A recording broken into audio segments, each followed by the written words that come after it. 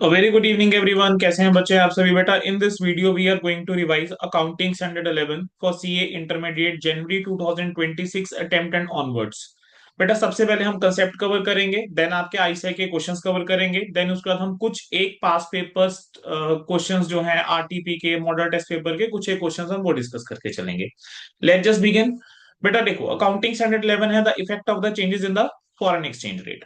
बेटा, इस चैप्टर को अगर बांटना हो मैं ऐसे बांट सकता हूँ। सबसे पहले आप क्या जाते हैं बेसिक्स, जिसके अंदर आपको ऑब्जेक्टिव, स्कोप और डेफिनेशन है। Then we have foreign currency transactions. Then we have translation of the financial statement of foreign operation and including the change in the classification. Then we have some forward contract, देन एक para 46A है और फिर disclosure requirements है। अगर मैं basics के साथ शुरू करके चलूं तो बेटा ऑब्जेक्टिव क्या है स्टैंडर्ड का, कि कह रहे हैं एक एंटिटी जो है, देखो बेटा होता क्या है कि फॉरेन करेंसी ट्रांजेक्शन को दो मैनर में ऑपरेट कर सकती है। दो मैनर में फॉरेन करेंसी कर लिया, एक्सपोर्ट कर लिया, कोई फॉरेन करेंसी लोन हो गया, या फिर दूसरा क्या है कि आपका कोई ना कोई फॉरेन ब्रांच है या सब्सिडरी है, यानी आप इनडायरेक्टली फॉरेन करेंसी ट्रांजेक्शंस के अंदर एंटर कर रहे हैं। तो बेटा ये जो ट्रांजेक्शंस होती है इनको आपको कन्वर्ट करना होगा इंडियन रुपी के अंदर, अगर आपकी रिपोर्टिंग करेंसी क्या है, इंडियन रुपी। ठीक है। तो बेटा ये स्टैंडर्ड ना इन्हीं इश्यूज के साथ डील करके चलता है कि आप क्या एक्सचेंज रेट यूज करके चलोगे फॉर कन्वर्टिंग इनटू रुपी। ठीक है। और दूसरा कि अकाउंटिंग कैसे करके चलोगे चेंजेस के लिए। तो इस स्टैंडर्ड की अगर मैं स्कोप की बात करके चलूं तो इस स्टैंडर्ड के अंदर तीन चीजें कवर होंगी बच्चे। पहला, फॉरेन करेंसी ट्रांजैक्शन जो एंटिटी ने एंटर करी है। दूसरा, जो भी फाइनेंशियल स्टेटमेंट है फॉरेन ऑपरेशन के उनका ट्रांसलेशन। और तीसरा, फॉरेन करेंसी ट्रांजैक्शंस की अकाउंटिंग कैसे करके चलेंगे in the case of the forward exchange contract. अब बेटा इसके बाद नेक्स्ट जो चीज इसके अंदर आ जाती है वो ये आता है कि अकाउंटिंग स्टैंडर्ड 11 जो है वो ये नहीं स्पेसिफाई करके चलता कि आप किस करेंसी के अंदर अपने फाइनेंशियल स्टेटमेंट प्रेजेंट करके चलोगे। नॉर्मली एक एंटरप्राइज कौन सी करेंसी में अपने फाइनेंशियल स्टेटमेंट प्रेजेंट करके चलेगा, जिसमें वो डोमिसाइल्ड है, जिस कंट्री में, उस कंट्री की करेंसी के अंदर। अगर आप इंडिया में हैं तो इंडियन रुपी में, अगर आप ऑस्ट्रेलिया में है तो ऑस्ट्रेलियन डॉलर में। अकाउंटिंग स्टैंडर्ड 11 ये बोलता है कि आपको कुछ एक स्पेसिफिक डिस्क्लोजर देकर चलने होंगे अगर आप एक एंटरप्राइज हैं और आप एक करेंसी ऐसी यूज करके चल रहे हैं विच is other then that is different from the currency जिसके अंदर करेंसी ऑफ द कंट्री जिसमें आप डोमिसाइल्ड है। आप इंडिया में हैं, ठीक है, इंडियन करेंसी आपको यूज करना चाहिए।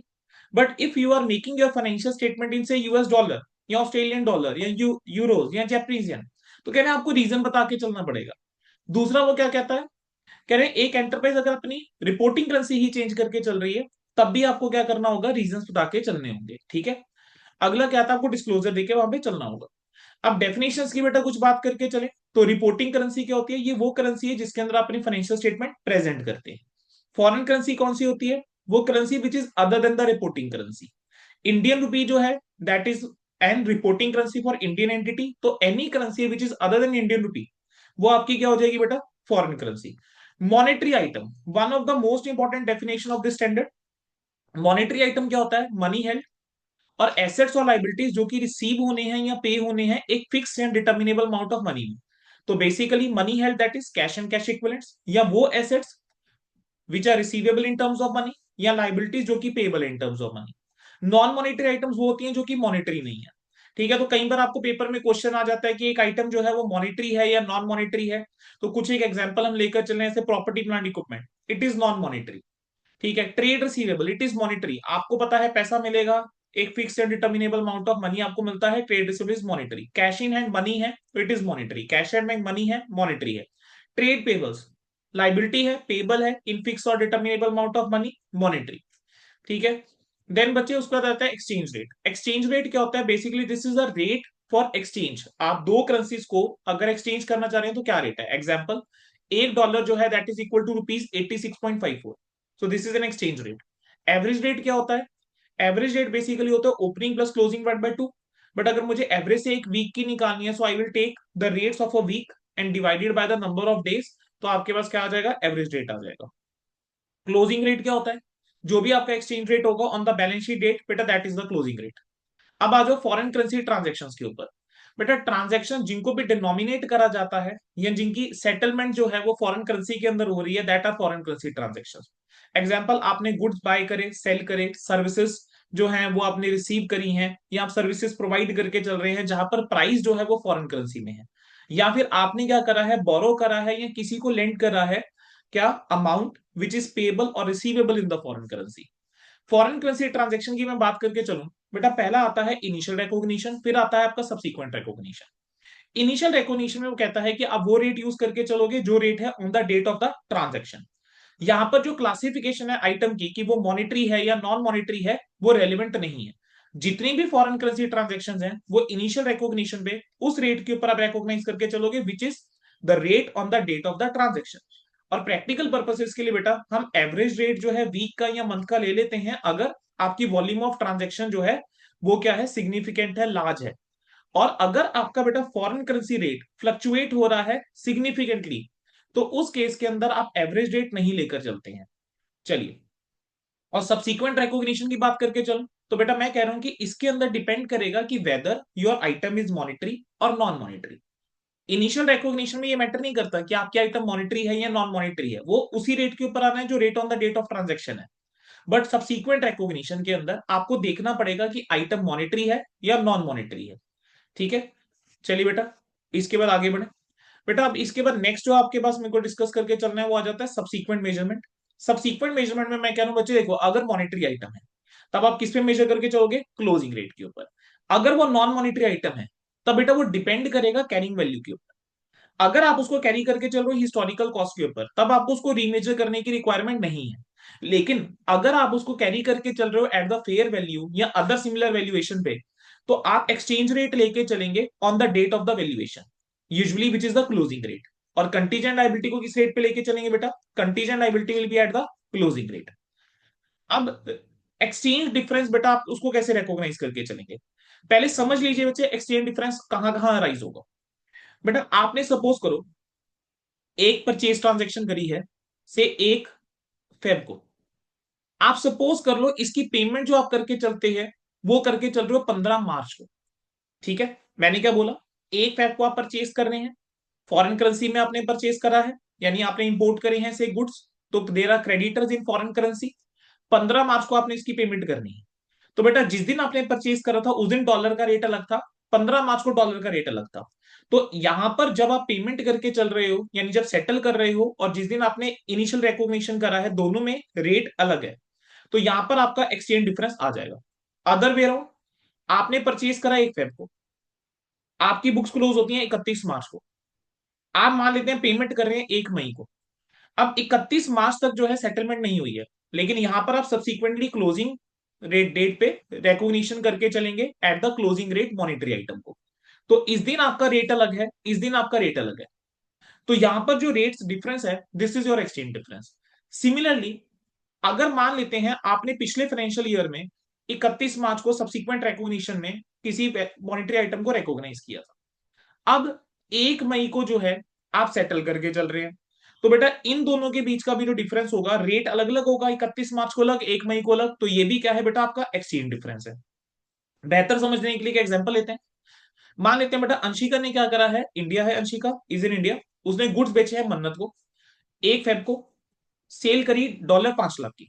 इस दिन रेट था 82.50 का। तो अंशिका अपनी किताबों में इनिशियली क्या एंट्री पास करेगी? मन्नत टू सेल्स, क्या? $5 लाख मल्टीप्लाई बाई 81.82 सॉरी 50, तो that comes out to be 4 crore 12 lakh 50,000।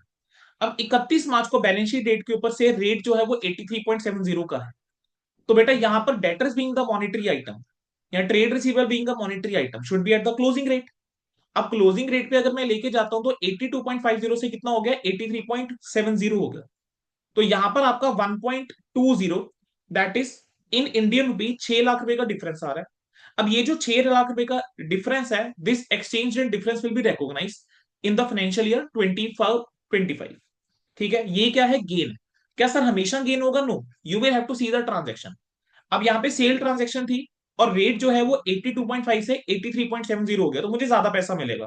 ज्यादा पैसा मिलेगा तो it is a gain for me.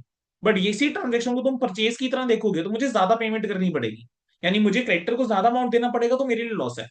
अब 30 अप्रैल को सपोज करो हम सेटल करके चल रहे हैं और इस दिन रेट है 83.40 का। अब रेट कम हो गया, रेट कम हो गया तो बेटा क्या होगा? यहां पर जो आपका एक्सचेंज डिफरेंस है that is a loss for you, क्योंकि अब आपको इतना पैसा कम मिलेगा। अब यहां पर एक्सचेंज डिफरेंस क्या होगा?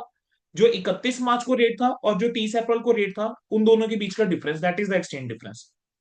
तो ये लॉस आप रिकॉग्नाइज करके चलोगे। तो जब आप पेमेंट करोगे तो पहले तो 31 मार्च को क्या एंट्री पास करोगे, डेटर अकाउंट डेबिट या trade receivable account debit to foreign exchange gain, यहां से P&L आपका आगे आ जाएगा। अब 30 अप्रैल को आप क्या एंट्री पास करोगे, बैंक आप डेबिट करेंगे क्योंकि आपको पैसा मिलेगा, ठीक है। फॉरेन एक्सचेंज लॉस आप डेबिट करेंगे और डेटर को आप क्या करेंगे, क्रेडिट करेंगे, क्योंकि आपका डेटर्स की जो वैल्यू थी 31 मार्च को that was to be 4,18,50,000। Next बेटा आपका क्या आ जाता है, फॉरेन एक्सचेंज रेट डिफरेंस। यहां वही लिखा हुआ है जो बेटा मैंने अभी बोला था कि एक्सचेंज डिफरेंस आपका कहां कहां आएगा। इनिशियली ट्रांजैक्शन रिकॉर्ड हुई एक रेट के ऊपर, सेटल हो रही है किसी और रेट के ऊपर। ट्रांजैक्शन इनिशियली रिकॉर्ड हुई है एक रेट के ऊपर, सब्सिक्वेंटली मेजर हो रही है किसी और रेट के ऊपर, यानी सेटल नहीं हुई थी बैलेंस शीट डेट पे। ट्रांजैक्शन जो है वो सब्सिक्वेंटली मेजर हुई है एक रेट के ऊपर यानी बैलेंस शीट डेट के ऊपर, और लेटर जो है वो सेटल हो रही है अनदर रेट पे। तो बेटा जितने भी ये फॉरेन एक्सचेंज डिफरेंस होते हैं वो आप P&L में रिकॉग्नाइज करके चलेंगे एज एक्सचेंज गेन और लॉस उस ईयर में जिसमें वो इनकर हुआ। और ये जो फॉरेन एक्सचेंज डिफरेंस है वो आप P&L में आप ट्रांसफर करके चलेंगे, ठीक है। बट यहां पर एक एक्सेप्शन आती है पैराग्राफ नंबर 46A की। तो 46A वाला जो कंसेप्ट है हम यहीं पर कवर करके चल रहे हैं। 46A जो है बेटा वो एक ऑप्शन है, दैट इज नॉट मैंडेटरी। तो अगर एक बार ये एंटिटी ऑप्शन एक्सरसाइज कर लेती है फिर आप क्या कर सकते हैं, आप उसे डिसकंटिन्यू नहीं कर सकते। मतलब एक बार चूज कर लिया तो आपको उसी के साथ कैरी ऑन करके चलना पड़ेगा। एक्सेप्शन कहां पर अवेलेबल है, exception is available in case of the long term foreign currency monetary item, ठीक है। अब वो मॉनेटरी आइटम एसेट भी हो सकती है, वो मॉनेटरी आइटम लाइबिलिटी भी हो सकती है। अब यहां पर लॉन्ग टर्म का मतलब क्या है, यूजुअली आप लॉन्ग टर्म समझते हैं कि बैलेंस शीट डेट से 12 मंथ्स के बाद वाली जो आइटम है that is long term, means if it is payable और receivable after the 12 months from the balance sheet date तो आप उसको लॉन्ग टर्म बोल देते हैं या कह लीजिए नॉन करंट बोल देते हैं। लेकिन यहां पर AS 11 में वो लॉन्ग टर्म किसको बोलता है, जिस दिन आपने एसेट या लाइबिलिटी क्रिएट करा है, अगर वो वहां से 12 मंथ्स या उससे ज्यादा का टाइम पीरियड है तो दैट इज लॉन्ग। अब ये एक्सेप्शन जो है वो short term foreign currency item के ऊपर मॉनेटरी आइटम पे नहीं लगेगी। मतलब क्या हुआ, मैंने सर एक लोन लिया 6 महीने के लिए, तो क्या यह एक्सेप्शन में फॉल करेगा, नहीं सर। मैंने एक लोन लिया है 15 महीने के लिए और long term foreign currency monetary item हो गया वो, ठीक है। तो क्या वो एक्सेप्शन में फॉल कर जाएगा, कर जाएगा सर। अगर long term foreign currency monetary item है and it is related to the acquisition of the depreciable asset, तो बेटा यहां क्या करके चलेंगे, तो जो भी आपका एक्सचेंज डिफरेंस होगा चाहे वो गेन है या लॉस है, जो भी उस मॉनेटरी आइटम पे अराइज हुआ है वो आप ऐड या डिडक्ट कर देंगे कॉस्ट ऑफ डेप्रिशिएबल एसेट से। तो जो आपकी बुक वैल्यू आएगी इस एडजस्टमेंट के बाद आप उस अमाउंट को डेप्रिशिएट करके चलोगे over the remaining life of asset prospectively. लेकिन अगर आपका long term foreign currency monetary item है but it is not related to the depreciable asset, तो बेटा ऐसे केस के अंदर वो क्या कहता है कि अगर वो डेप्रिशिएबल एसेट के लिए नहीं है किसी भी और पर्पस के लिए है, तो जो भी आपका फॉरेन एक्सचेंज जो भी ये फ्लक्चुएशन गेन या लॉस रहेगा, you will transfer that gain या loss to foreign currency monetary item translation difference account. और ये जो है आप अमोर्टाइज करके चलोगे over the remaining life of the asset और लाइबिलिटी, और P&L में बेसिकली वो अमोर्टाइज अमाउंट आप रेकॉग्नाइज करके चलोगे एज इनकम या एक्सपेंडिचर। देन बेटा मेरे पास अगला जो कंसेप्ट इस चैप्टर के अंदर आता है that is the concept of the foreign operations. बेटा एक फॉरेन ऑपरेशन होता क्या है, एक फॉरेन ऑपरेशन बेसिकली आप कह लीजिए एक सब्सिडरी है, एसोसिएट है या ज्वाइंट वेंचर या ब्रांच है रिपोर्टिंग एंटरप्राइजेस की, जिसकी एक्टिविटीज कहां हो रही है, बेस्ड है किसी ऐसी कंट्री के अंदर विच is other than the reporting currency, reporting country. आप इंडिया में है, आपकी एक ब्रांच जो है वो कहां पर है, ऑस्ट्रेलिया में है। आप इंडिया में है, आपकी एक सब्सिडरी है जो जापान में है। आप इंडिया में है, आपकी एक एसोसिएट है से विच इज इन चाइना, ठीक है। तो अब अकाउंटिंग स्टैंडर्ड 21 जो है वो लगता है सब्सिडरीज के ऊपर। अकाउंटिंग स्टैंडर्ड 23 में एसोसिएट कवर होता है, अकाउंटिंग स्टैंडर्ड 27 कवर करता है ज्वाइंट वेंचर को। ब्रांच आप कह सकते हैं हम यहाँ इस चैप्टर में यानी इस स्टैंडर्ड में हम कवर कर लेंगे। फॉरेन ऑपरेशन की बेटा डेफिनेशन बहुत वाइडर है, उसके अंदर सब्सिडरी, एसोसिएट, ज्वाइंट वेंचर और ब्रांच सारे आ जाते हैं। फॉरेन ऑपरेशन को आप कैसे क्लासिफाई करके चल सकते हो, foreign operation can be integral foreign operation और non integral foreign operation. Integral foreign operation क्या होता है, ये एक फॉरेन ऑपरेशन है जिसकी एक्टिविटीज आप कह लीजिए which are integral part of the reporting enterprise. और नॉन इंटीग्रल कौन सा हो गया, जिसकी फॉरेन ऑपरेशन ऐसी which is not an integral foreign operation. Simple भाषा में अगर हम समझे, मैं कह रहा हूं कि इंटीग्रल फॉरेन ऑपरेशन जो है वो ऐसे बिजनेस कैरी ऑन करके चल रही है कि जैसे वो एक्सटेंशन है एक रिपोर्टिंग एंटरप्राइज ऑपरेशन का। नॉन इंटीग्रल फॉरेन ऑपरेशन क्या होगा, वो सब्सटेंशियली बेटा थोड़ा इंडिपेंडेंट मैनर में काम करके चलते हैं। वो खुद से कैश एक्यूमुलेट करके चलेंगे, अदर मॉनेटरी आइटम एक्यूमुलेट करके चलेंगे, एक्सपेंसेस इनकर करेंगे, इनकम जनरेट करके चलेंगे, कोई लोन चाहिए वो लोकल करेंसी के अंदर अरेंज कर लेंगे। तो अगर मैं ऑल्टरनेटिवली बोलूं, आई कैन से कि इंटीग्रल फॉरेन ऑपरेशन कहीं ना कहीं एक डिपेंडेंट होता है, और नॉन इंटीग्रल फॉरेन ऑपरेशन जो होता है वो आप कह सकते हैं थोड़ा इंडिपेंडेंट मैनर में काम करता है। एग्जाम्पल, इंटीग्रल फॉरेन ऑपरेशन ने क्या करा, इंडिया से गुड्स इंपोर्ट करे, ठीक है, और उसके बाद जो भी वहां पे सेल करके रेमिटेंस होगी वो इंडिया में भेज दी। नॉन इंटीग्रल फॉरेन ऑपरेशन क्या कर रहा है, रॉ मटेरियल वहीं पर प्रोक्योर कर रहा है, लोकल करेंसी के अंदर पेमेंट करता है, मैन्युफैक्चरिंग करता है, वहीं पर सेलिंग करता है, और जो सरप्लस आता है उसको फ्यूचर प्लान के लिए यूज कर रहा है। अगर कुछ बोरविंग चाहिए तो वो लोकल करेंसी में ही अरेंज करके चल रहा है, और वो पैसा इंडिया में बस एज पर रिक्वायरमेंट या ओकेजनली भेज रहा है। अब यहां पर आप करेंसीज ऑपरेटेड की अगर मैं बात करके चलूं, तो इंटीग्रल फॉरेन ऑपरेशन जो होगा यूजुअली एक सिंगल करेंसी के अंदर होगा, लेकिन नॉन इंटीग्रल फॉरेन ऑपरेशन जो होगा वो फॉरेन करेंसीज में हो सकता है, एंटर कर सकता है, इंक्लूडिंग जो ट्रांजेक्शन है रिपोर्टिंग करेंसी के अंदर। देन इसके बाद बच्चे हम बात करके चलें कैश फ्लो फ्रॉम ऑपरेशन की। तो जो भी कैश फ्लो होते हैं इंटीग्रल फॉरेन ऑपरेशन के, वो डायरेक्टली और इमीडिएटली इंपैक्ट होते हैं जो भी एक्सचेंज रेट के अंदर चेंज होगा। लेकिन जो चेंज होता है एक्सचेंज रेट के अंदर between the reporting currency and local currency, उसका कोई लिटल या डायरेक्ट इफेक्ट नहीं होता है प्रेजेंट या फ्यूचर कैश फ्लोज के ऊपर, ना तो आईएनएफओ के, ना रिपोर्टिंग एंटरप्राइजेस के। अब इफेक्ट क्या होता है of changes in exchange rate? बेटा जो चेंज होता है एक्सचेंज रेट के अंदर, वो इंडिविजुअल मॉनेटरी आइटम्स को अफेक्ट करके चलता है जो भी आईएफओ के पास है। लेकिन अगर मैं नॉन इंटीग्रल फॉरेन ऑपरेशन की बात करके चलूं, तो अफेक्ट करके चलता है नेट इन्वेस्टमेंट्स को। अब हम कुछ और एग्जांपल अगर डिस्कस करके चलें बेटा आईएफओ के, वो क्या हो सकते हैं, जैसे फॉरेन ब्रांच है उसकी ड्यूटी क्या है कि आप रॉ मटेरियल कलेक्ट करोगे उस कंट्री से जहां पर आप हो, और आप इंडिया हेड ऑफिस भेज दोगे। या फॉरेन ब्रांच की ड्यूटी क्या है कि आप कस्टमर ढूंढो दूसरी कंट्री के अंदर और ऑर्डर इंडिया में भेज दो। अब ये जो क्लासिफिकेशन है फॉरेन ऑपरेशन की, इंट्रीगल या नॉन इंट्रीगल, वो इतनी इंपॉर्टेंट क्यों है? क्योंकि depending upon the integral operation और नॉन इंट्रीगल फॉरेन ऑपरेशन, आप किस रेट के ऊपर ट्रांसलेट करोगे वो इफेक्ट हो जाता है। अब थोड़े से इंडिकेटर्स हम पढ़ के चलें कि क्या क्या इंडिकेटर्स हो सकते हैं कि एक जो फॉरेन ऑपरेशन है that is the non integral rather than the integral. पहला आ जाता है कंट्रोल। कंट्रोल की मैं बात करके चलूं तो वी कैन से कि जो रिपोर्टिंग एंटरप्राइजेस है, ठीक है, जो सिग्निफिकेंट डिग्री ऑफ ऑटोनॉमी यानी इंडिपेंडेंस के साथ अगर काम करके चल रही है, तो that is a non integral foreign operation. Transaction pattern की बात करके चलें तो there will be not be a high proportion of foreign operation activities या transaction with the reporting entity. Local currency के अंदर एक्सपेंडिचर जो है वो क्या होगा, यूजुअली हो रहा होगा उस फॉरेन ऑपरेशन का, लेबर की कॉस्ट हो गई, मटेरियल हो गया, कोई और एक्सपेंसेस हो गए, वो पेड सेटल लोकल करेंसी में हो रहे होंगे, ना कि रिपोर्टिंग करेंसी में। सेल्स पैटर्न जो होगा मेनली क्या होगा, करेंसीज में होगा विच is other than the reporting currency. जो भी प्राइस होगा प्रोडक्ट का वो किसके ऊपर डिटरमिन कर रहे हैं करके चल रहे हैं, वो बेस्ड है कि लोकल कंपटीशन क्या है, लोकल रेगुलेशंस क्या है, ना कि रिपोर्टिंग एंटरप्राइजेस की मार्केट के ऊपर या एक्सचेंज फ्लक्चुएशन को कंसीडर करते हुए। यूजुअली क्या होगा, अगर एक लोकल सेल मार्केट है फॉरेन ऑपरेशन के प्रोडक्ट्स की, ठीक है, although exports might be there, तब भी हम क्या कह सकते हैं कि वो एक नॉन इंटीग्रल फॉरेन ऑपरेशन है। और फंडिंग की बात करके चलें तो आप अपने ऊपर डिपेंडेंट है, यानी जो भी आप प्रॉफिट ऑपरेशन से कमा के चल रहे हैं वहां से आप फंडिंग करके चल रहे हैं या लोकल करेंसी में borrowing करके चल रहे हैं, तो then you are a non integral foreign operation. अब ट्रांसलेशन या कन्वर्जन कैसे होता है, जो एग्जाम ओरिएंटेड बात करके चलो, ट्रांसलेशन या कन्वर्जन कैसे होता है फाइनेंशियल स्टेटमेंट का ऑफ इंटीग्रल फॉरेन ऑपरेशन। अगर आप एक इंटीग्रल फॉरेन ऑपरेशन है तो मॉनेटरी आइटम है तो किसके ऊपर आएगी बेटा, क्लोजिंग रेट के ऊपर।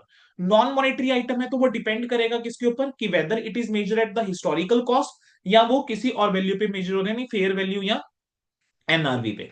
अगर हिस्टोरिकल कॉस्ट है आपको रीमेजर करने की जरूरत नहीं है, लेकिन अगर वो फेयर वैल्यू या एनआरवी पे है तो जिस दिन आप वैल्यूएशन करके चल रहे हैं आप उस दिन का रेट लेकर चलेंगे।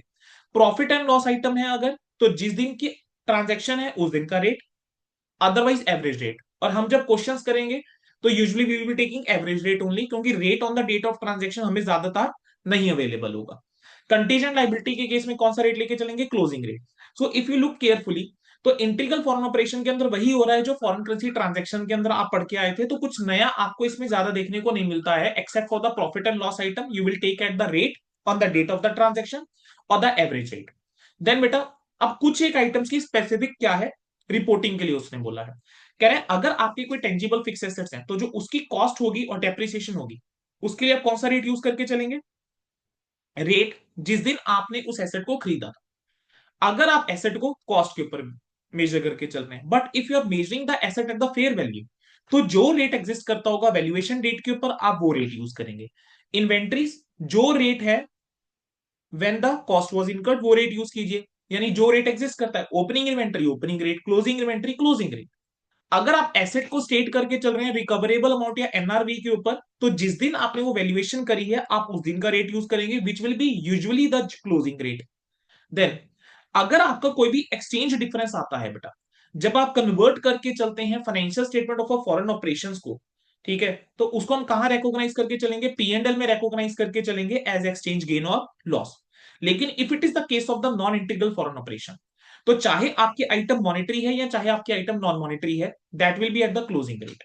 दूसरा, जो प्रॉफिट एंड लॉस का आपका आइटम है, ठीक है, वो किसके ऊपर आएगा? Rate on the date of transaction या फिर एवरेज रेट। और कंटीजेंट लाइबिलिटी किसके ऊपर आएगा? Closing rate. तो अगर आप देखेंगे तो आपको सिर्फ एक चेंज दिखा। क्या चेंज दिखा सर? मॉनेटरी आइटम का। In integral foreign operation monetary item closing rate, ठीक है, और नॉन मॉनेटरी आइटम भी किसके ऊपर? इंटीग्रल के अंदर वो चेंज कर रहा था। डिफरेंस किस वजह से है? नॉन मॉनेटरी आइटम के चलते। मॉनेटरी आइटम दोनों जगह क्लोजिंग रेट, लेकिन नॉन इंटीग्रल फॉरेन ऑपरेशन में मॉनेटरी नॉन मॉनेटरी आइटम भी किसके ऊपर है बेटा? क्लोजिंग रेट के ऊपर। एक बार दोबारा से देखेंगे, इंटीग्रल फॉरेन ऑपरेशन में नॉन मॉनेटरी आइटम डिपेंड करेगा कैरिंग वैल्यू के ऊपर, और नॉन इंटीग्रल फॉरेन ऑपरेशन में नॉन मॉनेटरी आइटम भी किसके ऊपर है? क्लोजिंग रेट के ऊपर। This is the only difference, ठीक है। अब यहां पर अगर आपका कोई एक्सचेंज डिफरेंस बचे आता है, तो उसको हम कहां लेकर जाएंगे? Foreign currency translation reserve account के अंदर, ठीक है। और ये बैलेंस आपकी बैलेंस शीट में कंटिन्यू रहेगा जब तक आप उस फॉरेन ऑपरेशन को बेच नहीं देते, ठीक है। It is presented as a part of reserve and surplus. अगर आप फॉरेन ऑपरेशन को कंप्लीटली सेल ऑफ कर देते हैं, तो जो भी बेटा accumulated foreign currency translation reserve होगा, आप उसको गेन या लॉस की तरह रिकॉग्नाइज करेंगे पी एंड एल के अंदर। बट अगर पार्शियल डिस्पोजल का केस है, तो सिर्फ प्रोपोर्शनेट शेयर जो है, जो फॉरेन करेंसी ट्रांसलेशन रिजर्व का होगा एक्यूमुलेटेड, आप सिर्फ उसको गेन या लॉस की तरह रिकॉग्नाइज करके चलेंगे। नेक्स्ट केस क्या आ जाता है बेटा? अगर आप क्लासिफिकेशन के अंदर चेंज करके चल रहे हैं, आपकी कोई फॉरेन ऑपरेशन थी जो पहले इंटीग्रल थी, but now you are classifying it as the non integral. या फिर आपकी कोई फॉरेन ऑपरेशन थी जो पहले नॉन इंटीग्रल थी, अब आप उसको क्या बोल रहे हैं? इंटीग्रल बोल रहे हैं। तो बेटा कह रहे हैं अगर आप इंटीग्रल से नॉन इंटीग्रल में जा रहे हैं, तो जो भी आपका एक्सचेंज गेन या लॉस होगा from the date of the reclassification, जब आपने रिक्लासिफिकेशन कर दी, वहां से जो भी एक्सचेंज गेन या लॉस होगा, उसको आप फॉरेन करेंसी ट्रांसलेशन रिजर्व में ट्रांसफर करेंगे। लेकिन अगर आप नॉन इंटीग्रल से इंटीग्रल में जा रहे हैं, तो जो भी एक्सचेंज गेन या लॉस होगा डेट ऑफ रिक्लासिफिकेशन से, वो पी एंड एल में जाएगा। तो सर जो हमारे पास फॉरेन करेंसी ट्रांसलेशन रिजर्व में पहले पड़ा होगा बेटा, वो कंटिन्यू रहेगा जब तक आप फॉरेन ऑपरेशन को बेच नहीं देते। जो आपका ट्रांसलेटेड अमाउंट होगा नॉन मॉनेटरी आइटम का, क्योंकि डिफरेंस अगर आप देखें तो नॉन मॉनेटरी आइटम का ही था, तो जो नॉन मॉनेटरी आइटम का बेटा ट्रांसलेटेड अमाउंट था डेट ऑफ चेंज के ऊपर, उसको आप क्या मान लेंगे? हिस्टोरिकल कॉस्ट मान लेंगे। अगला हमारे पास जो आता है बेटा, वो आता है फॉरवर्ड एक्सचेंज कॉन्ट्रैक्ट। पहले आप एक चीज समझ लीजिए, फॉरवर्ड एक्सचेंज कॉन्ट्रैक्ट है। फॉरवर्ड एक्सचेंज कॉन्ट्रैक्ट एक एग्रीमेंट है कि आप दो डिफरेंट करेंसीज को एक्सचेंज करके चलेंगे एक स्पेसिफाइड फ्यूचर डेट के ऊपर एक प्री डिटर्मिन्ड रेट पे। एग्जाम्पल से समझते हैं। आप 1 जुलाई को एक एग्रीमेंट में एंटर करते हैं, ठीक है, कि $1 लाख जो है वो आप बाय करके चलेंगे कब? 31 अगस्त को। किस रेट के ऊपर? 87 के ऊपर। ये क्या है? एक फॉरवर्ड एक्सचेंज कॉन्ट्रैक्ट है। अब यहां पर मैं पहले रेट्स आपको बता दूं क्या क्या आते हैं। सबसे पहला रेट आता है फॉरवर्ड रेट। फॉरवर्ड रेट जो है वो एक स्पेसिफाइड एक्सचेंज रेट है, ठीक है, जिसके अंदर आप जिस रेट के ऊपर आप दो करेंसीज को एक्सचेंज करके चलेंगे एक स्पेसिफाइड फ्यूचर डेट पे। फॉर एग्जाम्पल जो हमने डेट्स ली थी, 1 जुलाई को जो एक्चुअल रेट होगा बेटा, उसको हम नाम देते हैं स्पॉट रेट। 1 जुलाई को तुमने जो एग्रीमेंट किया और डिसाइड किया कि हम 87 पर डॉलर पे एक्सचेंज करेंगे 2 महीने बाद, उसको बोलते हैं फॉरवर्ड रेट। 31 अगस्त को जो एक्चुअल रेट होगा, यानी जिस दिन आप एक्सचेंज करने वाले हैं, उस दिन का जो एक्चुअल रेट है उसको बोलते हैं फ्यूचर स्पॉट रेट। अब ये फॉरवर्ड कॉन्ट्रैक्ट हम क्यों एंटर करके चलते हैं? फॉरवर्ड कॉन्ट्रैक्ट बेटा एंटर करने के देखो दो कारण हो सकते हैं। पहला कारण हो सकता है स्पेकुलेशन पर्पस या ट्रेडिंग पर्पस, आप कह लीजिए सट्टेबाजी, प्योरली ट्रेडिंग पर्पस के लिए। दूसरा कारण क्या हो सकता है? आप अपने जो रिस्क है कि फॉरेन एक्सचेंज में जो फ्लक्चुएशन आती है, आप उस रिस्क को मिटिगेट करना चाहते हैं, मैनेज करना चाहते हैं, मिनिमाइज करना चाहते हैं।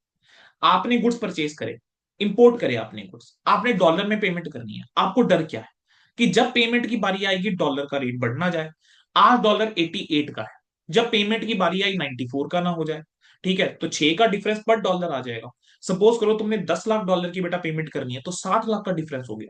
तो आपको डर है कि प्राइस बढ़ ना जाए। सिमिलरली, अगर मान लो आपको पैसा मिलना है, तो आपको डर है ना कि रेट गिर ना जाए। आपने ट्रांजेक्शन आज जो है, जब ट्रांजेक्शन हुई तो उस दिन रेट है 88 का। अब आपको क्या डर रहेगा कि 88 से नीचे ना आ जाएगा। ठीक है ना। तो अब आप यहां पर क्या करते हो, एक फॉरवर्ड एक्सचेंज कॉन्ट्रैक्ट में आप एंटर कर जाते हैं कि आप अपने लॉस को मिटिगेट करने के लिए फॉरेन एक्सचेंज फ्लक्चुएशन के चलते।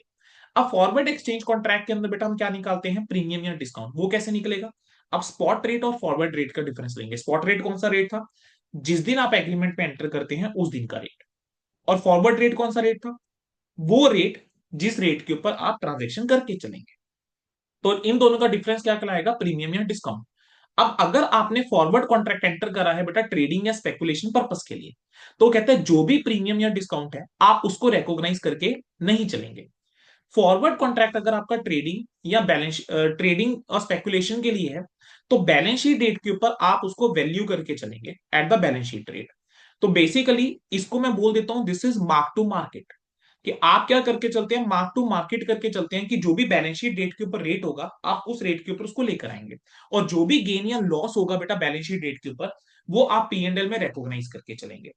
अब गेन या लॉस यहां पे निकलता कैसे है, जो फॉरवर्ड रेट अवेलेबल है रिपोर्टिंग डेट के ऊपर for remaining maturity of the contract, minus कर दीजिए उसमें से फॉरवर्ड रेट जो इंसेप्शन के टाइम पे आपने फिक्स करा होगा।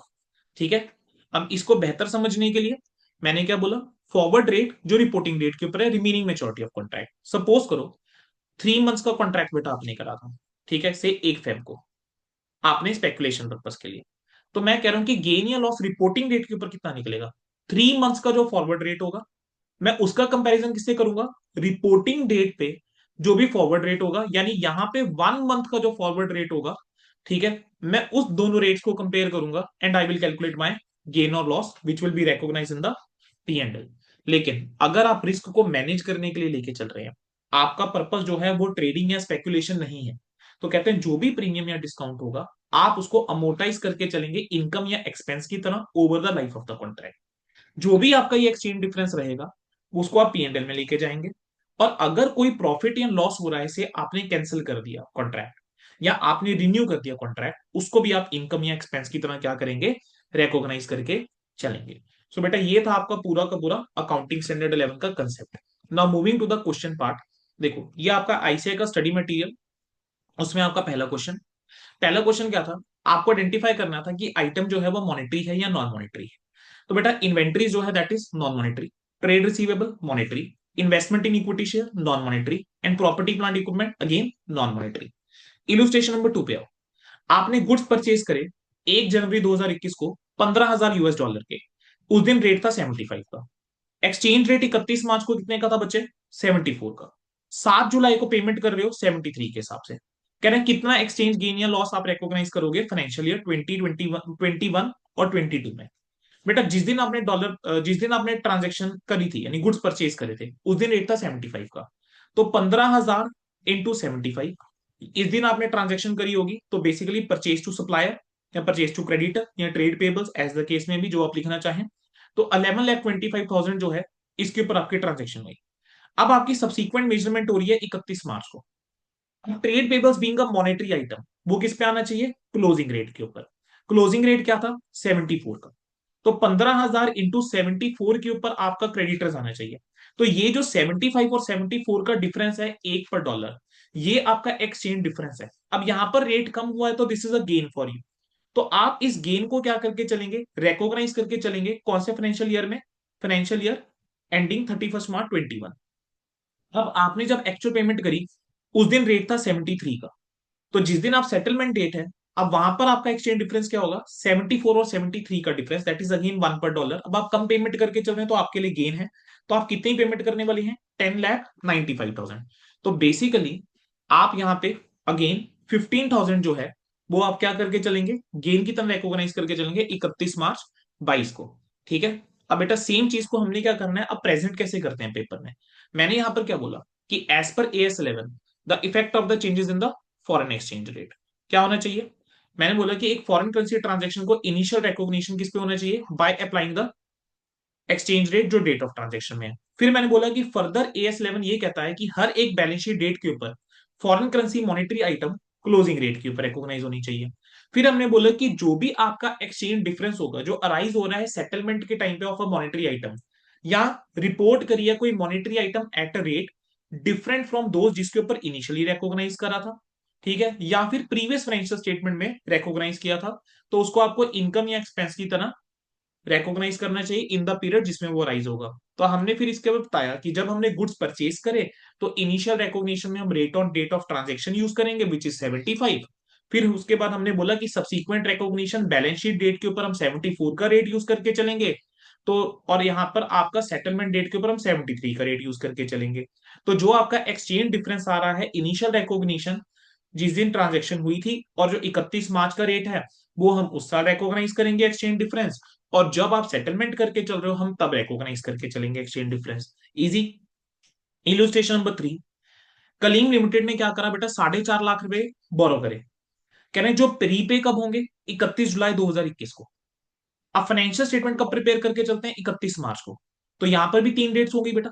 1 जनवरी को आप बोरो करके चल रहे हो, जब आपने फॉरेन करेंसी में अब यहां पर आपने लोन लिया है, $4.5 लाख का आपने लोन लिया, उस दिन रेट था 48 का। तो आप अपनी किताबों में 48 के ऊपर रिकॉग्नाइज करके चलोगे, तो एंट्री क्या करोगे, bank account debit to foreign loan. अब ये जो फॉरेन लोन है ये एक मॉनेटरी आइटम है, because it is a monetary item. तो मुझे क्या करना चाहिए, क्लोजिंग रेट पे लेके जाना चाहिए which is 49 in the given case. तो फॉरेन करेंसी लोन को मुझे अगर 49 पे लेके जाना है 48 से, तो ये जो 1 रुपए का डिफरेंस है बेटा ये आपका लॉस है। तो P&L डेबिट होगा, यानी फॉरेन एक्सचेंज डिफरेंस आप डेबिट करोगे और फॉरेन लोन को क्रेडिट कर दिया। अब जिस दिन आपकी सेटलमेंट हो रही है उस दिन रेट था 49.50 का, तो आधा 50 पैसा और बढ़ गया 50 पैसा पर डॉलर। तो ये जो 50 पैसा पर डॉलर आपको ज्यादा देना पड़ेगा, आपको टोटल अमाउंट देना पड़ेगा 4.5 लाख इंटू 49.50। लेकिन अब इस टाइम पे आपकी किताबों में जो लोन का अमाउंट है वो है 2,20,50,000।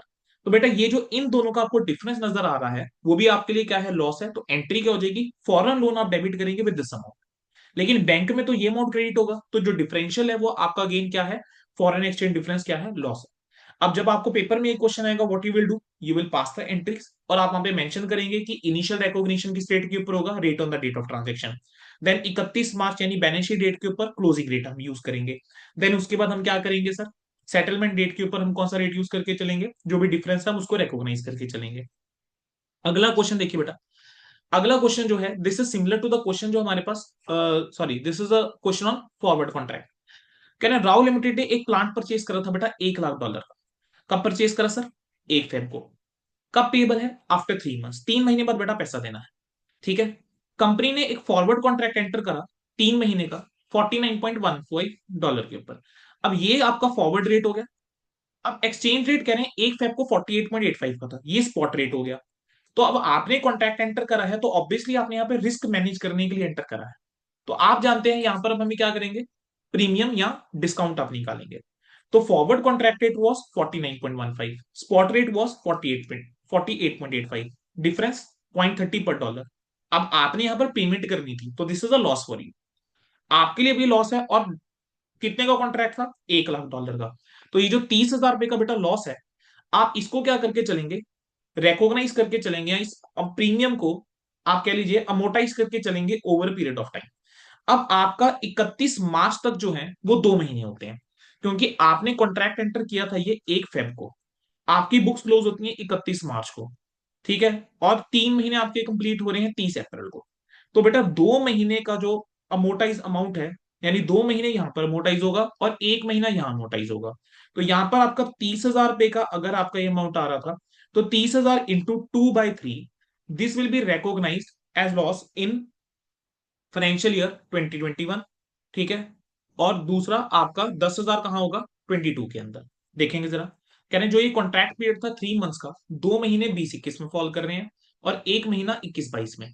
तो जो लॉस है 20,000 रुपए का आप एक्सपेंस की तरह रिकॉग्नाइज करेंगे 20-21 में, ठीक है। और 10,000 आप रिकॉग्नाइज करके चलेंगे 21-22 में। बेटा आई होप सभी को जो है वो क्लियर है। बेटा यहाँ पर जो है वो 20-21 होना चाहिए, ठीक है। चलिए आगे, इल्यूस्ट्रेशन नंबर 5 देखेंगे जरा। बट अब यहां पर क्या हुआ, आपने एक फॉरवर्ड कॉन्ट्रैक्ट खरीदा है, कितने महीने का, 3 महीने का। Difference between the previous question and this question, यहां पर आप ट्रेडिंग करके चल रहे हैं। आपने एक फॉरवर्ड कॉन्ट्रैक्ट खरीदा $1 लाख का, 3 महीने का, 1 दिसंबर को, ठीक है, 47.10 पे। 31 दिसंबर को कह रहे हैं बुक्स क्लोज हुई 47.15 पे। 31 जनवरी को उसने डिसाइड करा 47.18 पे बेच देगा, ठीक है। आपको प्रॉफिट बताने थे, कितने आप रिकॉग्नाइज यहाँ पे करके चलेंगे। बेटा अब यहां पर क्या हुआ, now this is the case of the trading. तो यहां पर आप प्रीमियम और डिस्काउंट जो है उसको आप क्या करके चलेंगे, इग्नोर। तो अब आपने जो बेचा है वो किस रेट के ऊपर बेचा है, 47.18 में। आपने कॉन्ट्रैक्ट क्या किया था, आपने कॉन्ट्रैक्ट किया था कि 47.10 का। तो इन दोनों का जो डिफरेंस है बेटा, ये आप क्या करके चलेंगे, आपका प्रॉफिट है, which you will recognise in your books. अगला क्वेश्चन क्या है बच्चे, इलुस्ट्रेशन नंबर 6, कि एसेट्स और लाइबिलिटीज और इनकम और एक्सपेंडिचर जो है, कह रहे हैं items in respect of the foreign branches integral foreign operation, कह रहे हैं इंडियन रुपी के अंदर आप ट्रांसलेट करेंगे एट द रेट जो at the end of the year है, आप उस रेट के ऊपर क्या करेंगे, ट्रांसलेट करेंगे। जो रिजल्टेंट कह रहे हैं एक्सचेंज डिफरेंस होगा, वो आप लाइबिलिटीज में लेकर जाएंगे, और लॉस अगर कोई है कह रहे हैं P&L में चार्ज करोगे। चलिए बेटा, क्या कहते हैं, क्या this is how this question should be, no sir. Integral foreign operation है सर, मॉनिटरी आइटम बोलो कौन सा रेट, sir closing rate. Non monetary item किसके ऊपर डिपेंड करेगा, सर इट विल डिपेंड, ठीक है, कि आप किस वैल्यू के पे कैरी करके चल रहे हैं। हिस्टोरिकल कॉस्ट पे कैरी करके चल रहे हो, नो चेंज। आप उसको फेयर वैल्यू है एनआरवी पे लेके जा रहे हैं, देन आप जिस दिन वैल्यूएशन करके चल रहे हैं उस दिन का रेट, ठीक है। अगर आपकी P&L की आइटम है, the rate on the date of the transaction या फिर एवरेज रेट। कंटीजेंट लाइबिलिटी के लिए कौन सा रेट था, क्लोजिंग रेट था, ठीक है। कुछ एक स्पेसिफिक आइटम्स थी, अगर आपका टेंजिबल फिक्स एसेट था तो जिस दिन आपने एसेट खरीदा था, ठीक है, उस दिन का रेट आप यूज करेंगे, डेप्रिसिएशन भी उस पर चार्ज करेंगे। इन्वेंट्रीज के लिए जिस दिन की इन्वेंट्री है उस दिन का rate, opening inventory opening rate, closing inventory closing rate. Difference जो होता था P&L में चार्ज करके चलते थे इसके अंदर, ठीक है। तो यही सब आप लिख देंगे पहले, फिर आप कहेंगे कि ये जो सब चीजें हैं ये अकाउंटिंग स्टैंडर्ड जो बोला है इन्होंने, that is not at in line with the AS11। अब आ जाओ जरा बेटा अगले क्वेश्चन की तरफ। अगला जो आ जाता है इलुस्ट्रेशन नंबर 7 है। कह रहे हैं एक बिजनेस है, उसका हेड ऑफिस जो है वो कोलकाता में है और ब्रांच जो है यूके में है। आपको बेटा पाउंड्स के अंदर क्या दे रखा है, ट्रायल बैलेंस गिवन है। You have to convert this trial balance into Indian rupee. तो बेटा मशीनरी आपने परचेज करी थी 1 अप्रैल को, मेरे पास 1 अप्रैल 21 का रेट अवेलेबल है, तो I will multiply this by 61। Debtors आपके मॉनेटरी आइटम होते हैं, कौन सा रेट यूज करूंगा, क्लोजिंग रेट। ओपनिंग स्टॉक के लिए कौन सा रेट यूज करूंगा, ओपनिंग रेट, दैट इज 63। और डेटर्स के लिए क्लोजिंग रेट यानी 67, ठीक है। Goods receive from head office आपको खुद ही बता रहा है इंडियन रुपी के अंदर, you will use the actual one. Sales जो है, परचेज, वेजेस, सैलरीज, चारों P&L की आइटम है। मेरे पास rate on the date of transaction available नहीं है, तो मैं एवरेज रेट यूज करूंगा। एवरेज रेट कैसे निकलेगा, मेरे पास ओपनिंग रेट अवेलेबल है 63 का, क्लोजिंग रेट अवेलेबल है 67 का, 63 प्लस 67 डिवाइड बाई 2 65, तो 65 के ऊपर ये ट्रांजेक्शन होंगी। रेमिटेंस टू हेड ऑफिस जो है वो 191 की वन है, ठीक है, इन इंडियन रुपी। तो actual head office account actual 490, creditors monetary item closing rate. अब क्लोजिंग स्टॉक जो है वो ट्रायल बैलेंस के बाद अलग से दिखाओगे, क्लोजिंग रेट। डेप्रिसिएशन 10%, मशीनरी की वैल्यू थी 5,000, 10% डेप्रिसिएशन 500, कौन सा रेट, रेट जिस दिन फिक्स एसेट आपने परचेज करा था, that is at rate of 61। कोई एक्सचेंज डिफरेंस आएगा वो आप जानते हैं P&L में चला जाएगा। अच्छा, क्वेश्चन में मेंशन नहीं है कि IFO है या नॉन इंटीग्रल फॉरेन ऑपरेशन है, क्या मान के चलोगे, इंटीग्रल फॉरेन ऑपरेशन, ठीक है। देख लीजिए एक बार, मशीनरी ट्रांजेक्शन रेट का रेट लिया, debtor closing, opening stock opening rate, good receive actual, यहां पर देखो बेटा P&L की आइटम्स एवरेज रेट, ठीक है। आपने क्या करना है, ट्रायल बैलेंस बना देना है, trial balance of foreign branch converted into Indian rupee mention करना है, किस रुपी किस करेंसी में कन्वर्ट कर रहे हो, कौन सी डेट का ट्रायल बैलेंस है, ठीक है। अब आप जब ट्रांसलेशन करेंगे कुछ तो डिफरेंस आएगा, जो डिफरेंस आएगा एक्सचेंज रेट डिफरेंस, ठीक है। और ट्रायल बैलेंस के बाद क्या आया बेटा, क्लोजिंग रेट, स्टॉक और डेप्रिसिएशन। देन अगला क्वेश्चन देखेंगे जरा। ए लिमिटेड ने क्या करा, एक फिक्स एसेट खरीदा, कॉस्टिंग 3,000 लाख, कब खरीदा सर, 1 जनवरी को। फुली फाइनेंस है फॉरेन करेंसी लोन के साथ, ठीक है। 3 इक्वल एनुअल इंस्टॉलमेंट में है सर, लॉन्ग टर्म वाला केस आ गया, और फिक्स एसेट खरीद के चल रहे हो, मैं मान के चल लेता हूं डेप्रिशिएबल है। मैं चाहता तो यहां पर 46A जो है यहां पे लगा सकता था, ठीक है। अब यहां पर पढ़ के देखते हैं उसने आगे क्या बोला। कह रहे हैं जितना डिफरेंस है वो कैपिटलाइज होना चाहिए। देखो बच्चे, अगर मैं 46A के हिसाब से चलूं, आप क्या कर रहे हो, जो भी एक्सचेंज डिफरेंस है कैपिटलाइज कर रहे हो, it means you are adjusting the difference to the cost only. और यही तो बोलता था 46 से, तब तो मुझे कोई एडजस्टमेंट करने की जरूरत ही नहीं है ना। लेकिन अगर मैं 46A के हिसाब से नहीं चल रहा, तब ये ट्रीटमेंट गलत है। तो हमें उसी के ऊपर कमेंट करना है। अब हुआ क्या यहां पर देखिए, आपने 3,000 लाख का लोन लिया बच्चे, ठीक है, जिस दिन आपने लोन लिया उस दिन रेट था 40 का। तो 3,000 लाख को अगर तुम 40 से डिवाइड करते हो, यानी तुमने तो $75 लाख का लोन लिया। अब हुआ क्या, 31 दिसंबर रेट था 42.50 का, जिस दिन तुम्हारी फर्स्ट इंस्टॉलमेंट भी जा रही है। तो यहां पर 42.50 और 40, ₹2.5 का जो ये डिफरेंस है, ठीक है, ये आपका एक्सचेंज डिफरेंस है। इसको किससे मल्टीप्लाई करूंगा, 75 लाख से। बच्चा कहता है सर 75 लाख से क्यों मल्टीप्लाई करोगे, आप 3 एनुअल इंस्टॉलमेंट में पेमेंट करके चल रहे हो, तो आप जो है 25 लाख से मल्टीप्लाई करो। अरे बच्चों, ये जो लोन है 25 लाख की तुम पेमेंट करने वाले हो, और बाकी जो 50 लाख है वो तो बैलेंस बचेगा ना, वो तो मॉनेटरी आइटम है। तो आपको एक्सचेंज डिफरेंस चाहे आप पेमेंट पे निकालो, ठीक है, कि मेरी अभी पेमेंट कितनी जाएगी, तब भी $2.5 ज्यादा जा रहा है। और आपका क्योंकि ये फॉरेन करेंसी आइटम है, ऑब्वियसली बात है मॉनेटरी आइटम है, मॉनेटरी आइटम है तो क्लोजिंग रेट के ऊपर आएगा ना। तो एक्सचेंज डिफरेंस टोटल तो कितना होगा, 75 पे निकालना पड़ेगा। इसको एक्सपेंस की तरह क्या करोगे, रेकोगनाइज करके चलोगे। ठीक है, अब आपके इंस्टीट्यूट ने ये आंसर कैसे दिया, एज्यूमिंग कि पैराग्राफ नंबर 46A का बेनिफिट हम अवेल करके नहीं चल रहे हैं। ठीक है, अगर क्योंकि पैराग्राफ 46 अगर आप अवेल करके चल रहे हो तब तो ट्रीटमेंट करेक्ट है। तो इन्होंने क्या करा कि जो एक्सचेंज डिफरेंस है 187 का, वो आप P&L में क्या करोगे, चार्ज करोगे। अगला क्वेश्चन देखो बेटा, and mark this is very important, illustration number 9। A limited ने क्या करा, $10,000 जो है वो बोरो करे फॉरेन करेंसी के अंदर 1 अप्रैल को, किस रेट के ऊपर, 5% पर एनम पे। इंटरेस्ट जो है 5% पर एनम, और एक डेप्रिशिएबल एसेट एक्वायर किया। चलो, 48 का रेट था 1 अप्रैल को, 31 मार्च को 51 का रेट था। कहते हैं जनरल एंट्री पास करो इन द फॉलोइंग केसेस। कह रहे हैं अगर पैराग्राफ नंबर 46A अवेल नहीं कर रहे, चलो अगर पैराग्राफ नंबर 46 अवेल नहीं कर रहा, तो this is a normal foreign currency transaction form, monetary item है, तो जो भी आपका एक्सचेंज डिफरेंस होगा वो आप P&L में चार्ज करके चलोगे। तो मेरी पहली एंट्री क्या होगी, जिस दिन मैंने लोन लिया मैं कहूंगा bank account debit to foreign loan, ठीक है, किस रेट के ऊपर, $10,000 मल्टीप्लाई बाय 48। क्या करूंगा मैं, इंटरेस्ट जो है, उसने बोला है कि एज्यूम करो इंटरेस्ट एक्रू हो रहा है 31 मार्च को और पे भी हो रहा है। इंटरेस्ट मेरे लिए फाइनेंस कॉस्ट है, तो finance cost to bank, interest किसके ऊपर लगाऊंगा, $10,000 इंटू 48, ठीक है, यानी 480। 480 के ऊपर कितना, 5%।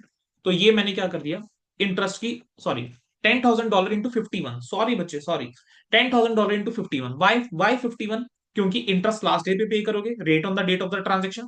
तो 51 से मल्टीप्लाई करके आप उसके ऊपर निकालोगे 5%, तो 25,500 आपका क्या आएगा, फाइनेंस कॉस्ट टू बैंक। अब आप, मॉनेटरी आइटम है क्योंकि ये लोन, तो उसको क्लोजिंग रेट पे लेके जाओगे। So you will take this 48 to 51, तो 10,000 इंटू 51। तो जो अब आपका डिफरेंस आया 3 पर डॉलर का, यानी 30,000 का, ये कहा जाएगा statement of P&L, foreign exchange difference to foreign loan. अगर आप 46A पैरा की ऑप्शन जो है अवेल करते, तो 46A क्या कहता है कि if it is a long term foreign currency monetary item and it is related to depreciable asset, तो जो भी आपका एक्सचेंज डिफरेंस होगा that will be adjusted to the cost. अब इस केस के अंदर 48 से 51 हो रहा है, यानी मेरे को ज्यादा अमाउंट जो है वो क्या करना पड़ेगा, पे करना पड़ेगा, राइट। तो मेरे लिए एक तरीके से लॉस की तरह है।